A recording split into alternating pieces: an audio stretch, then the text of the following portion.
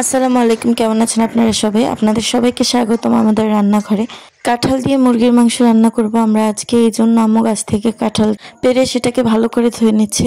আর কাঁঠালটাকে ভালোভাবে কেটে ধুয়ে পরিষ্কার করার পর আমরা মুরগির মাংস এবং মশলা সব কিছু রেডি করব। আর দেখুন, কাঁঠালটাকে যখন আপনারা পরিষ্কার করবেন, উপরের কাটা কাটা অংশগুলোকে কেটে ছোলার মতো ছিলে ফেলে দিতে হবে।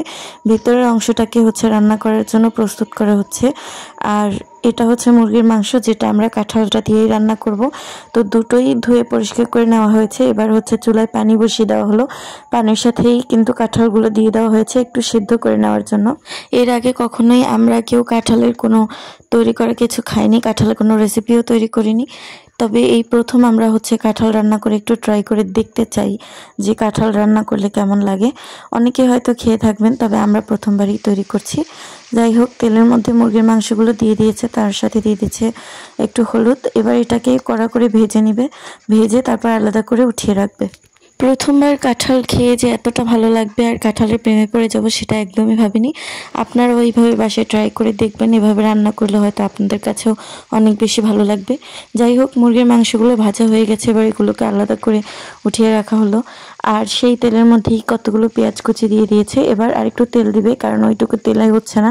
তো তেল দেওয়ার পর পরিমাণ মতো লবণ এবং আদা রসুন বাটা দিয়ে একটু নেড়ে চেড়ে তার মধ্যে পানি দিয়ে দেবে মশলা কষানোর জন্য। একটুখানি পানি দিবে শুধুমাত্র মশলাটা কষানোর জন্য। তারপর পানিটা যখন একটু ফুটে আসবে, তার মধ্যে হলুদ আর মরিচ পরিমাণ মতো দিয়ে দিবে, দিয়ে ভালোভাবে নেড়ে চেড়ে এইবার একদম ভালোভাবে কষিয়ে পানিটা টানিয়ে নিবে।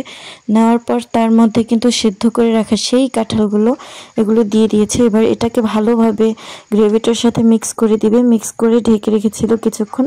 ঢাকার পর এটা আবার উঠিয়ে নাড়াচাড়া করছে কিছুক্ষণ। এটা চুলায় রেখে হওয়ার পর তার মধ্যে কিন্তু পরিমাণ মতো ঝোল দিয়ে দিয়েছে এবং তার সাথে সাথেই দিয়ে দিয়েছে দারুচিনি আর এলাচ, লবঙ্গ। এগুলো দিয়ে ভালোভাবে একটু নেড়েচেড়ে কিছুক্ষণ চুলায় রান্না করবে।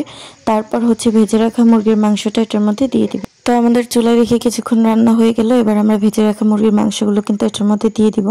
তো মুরগির মাংসগুলো আমরা দিয়ে দিলাম। এবার এটার সাথে ভালোভাবে মিক্স করে দিব আমরা ঝোলগুলো। এইভাবে চুলায় রেখে আরও কিছুক্ষণ রান্না করলে আমাদের মাংসটা একদম হয়ে যাবে। আর এই রেসিপিটা আপনারা অবশ্যই ট্রাই করবেন, খুবই কিন্তু মজাদার রেসিপি। আমরা এটা একদমই প্রথমবার তৈরি করে খেয়েছি এবং আমাদের কাছে খুবই বেশি ভালো লেগেছে। তাই আপনাদের রেকমেন্ড করতে পারি এই রেসিপিটা আপনারাও সবার সাথে মজা করে খেতে পারেন। খুবই কিন্তু একটা মুখে লেগে থাকার মতো একটা রেসিপি, অবশ্যই ট্রাই করবেন। ভিডিওটি যদি ভালো লাগে লাইক কমেন্ট শেয়ার করতে ভুলবেন না। আপনাদের একটি কমেন্ট আমাদের জন্য খুবই মূল্যবান। আর যদি কেউ রেসিপিটা ট্রাই করেন এবং আপনাদের কাছে ভালো লাগে, তাহলেও আমাদের সাথে শেয়ার করতে ভুলবেন না। আল্লাহ হাফেজ, ভালো থাকবেন সবাই।